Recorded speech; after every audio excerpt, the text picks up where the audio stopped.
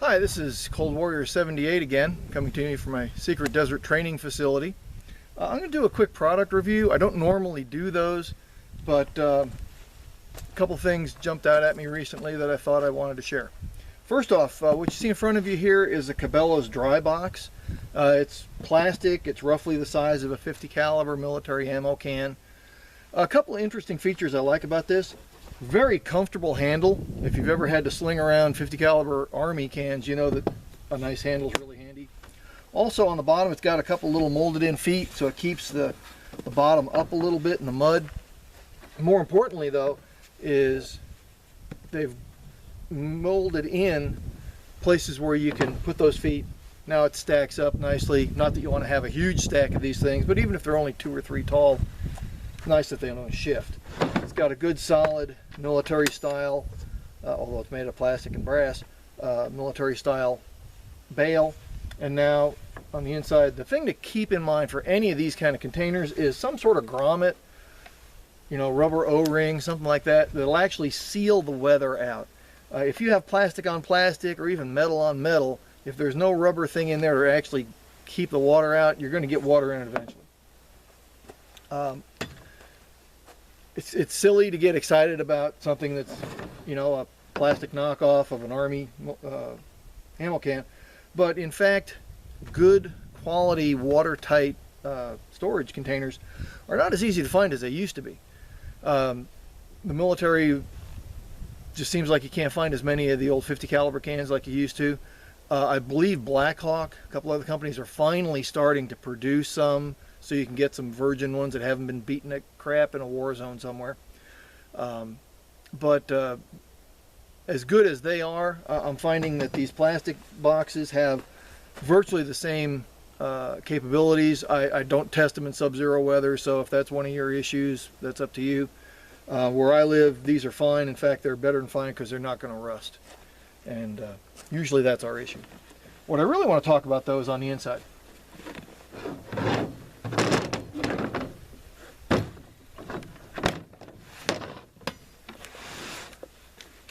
This is a product that I was very surprised that I liked and that it was as functional as it was. Right up front, everybody can see this is a one shoulder, over the shoulder kind of bag. I am not a fan of shoulder bags. Let me tell you right up front. My concern is if it's heavy, put it on your back as a backpack. It's the only good way to really carry it. But I was looking for a range bag a while back that could carry all the crap that I need to bring to the range. Hearing protector, my scope, all the various stuff. And as I was looking, the way I used to do it was virtually the size of an Army duffel bag. It was really too clumsy, too heavy, too big, didn't make any sense. And my wife saw this actually in the Bass Pro Shops catalog. It's Bass Pro Shop brand, the Range Max Tactical Range Bag. Had a couple of names on it in the last year or two. Let me go over some very quick features on why this thing is pretty good. First off, it's got if you're going to have an over-the-shoulder situation, you absolutely got to have a good, strong, padded shoulder strap. It's got that. It's got the straps in here if you want to hang something on it. Real solid buckle over here. An elastic strap to keep all the excess, all your strap hook up. There's a pen and pencil holder over here, which I thought was kind of an interesting idea. The main bag itself is very well built. I'm a big bug about mil-spec, tactical. When I use the word tactical, it's got to be Army proof. It's got to be soldier proof. And most things on the market today that use that term probably are not. This is. It's got handy little side pockets. At the moment I don't have anything in them because I had them in the ammo can. Got PALS webbing on the side, so you could even hang more crap on it if you wanted to. Another one of those same pockets on this end. Obviously the main feature that you see here in front are 3 double AR mag pouches. And I've got the Ranger tab, pull tabs on these things. So you can see a big block of Velcro here. It's elastic, so you can adjust that to fit whatever it is you need to put in there.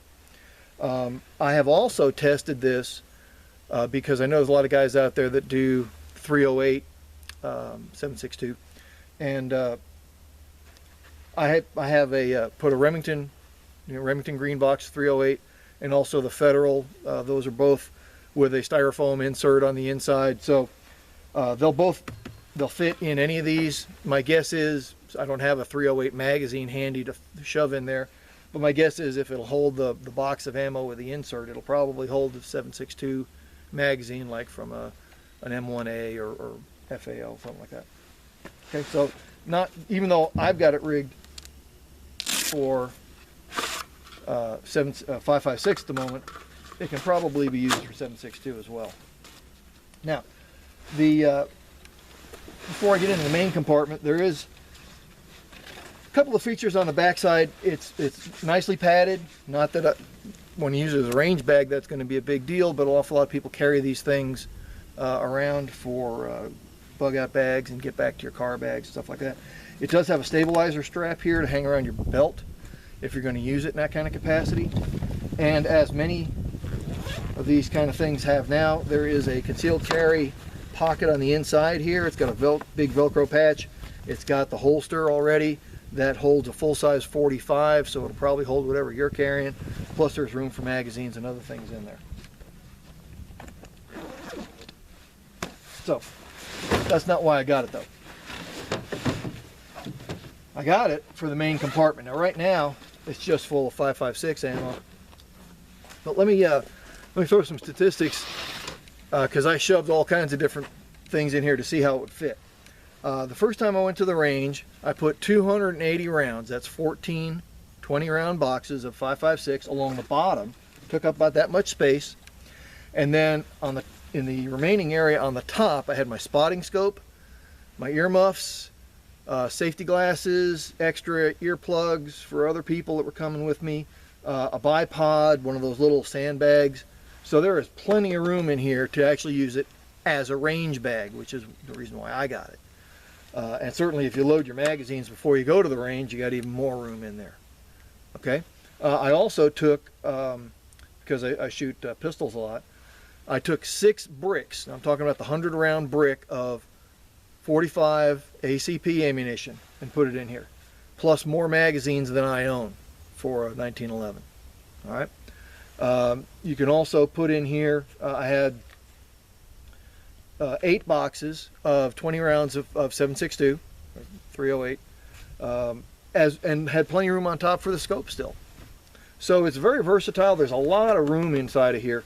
It also comes with, on the inside, some more PAL straps and some magazine pouches. So whether you carry a double stack or single stack, there's a couple magazine pouches inside there that you can use if you choose to. Since I'm using this mostly for going to the range with my AR, I don't tend to use that, but they're there if you want to. I am very pleasantly surprised with the heavy construction of this. Like I said, I'm a real bug about mil spec and being troop proof, and other than actual Army gear, stuff that I was issued or I bought while I was in the Army, Maxpedition has pretty much been a standard for me. I know it's expensive, but damn, it's solid, and that's the reason why I use it. 511 has some very good stuff. I haven't used a lot of it, but I've checked it out in the store. It looks pretty solid. But I was very surprised that something that was very inexpensive was actually this quality. And that's the reason why I'm making the videos. I want to support manufacturers that make quality stuff. They make another version of this. It has pistol magazine pouches on the front. I shoot a lot of pistols, but at the moment I don't need anything that carries, 18 or 20 pistol magazines, because if I need that, I need my rifle. Also, from a general purpose category, these larger magazine pouches are much more functional than pistol pouches are anyway. Plus, if you need to carry pistol ammunition, a lot of it, use the space on the inside. Like I said, there are 2 double stack magazine pouches on the inside and PAL's webbing to attach more. Or you can just do what I do and put the magazines in there. So anyway, don't do many reviews, but this really caught my eye. It's very affordable. You can go to bassproshops.com and check it out yourself. All right, this is Cold Warrior 78 saying get back out in the woods.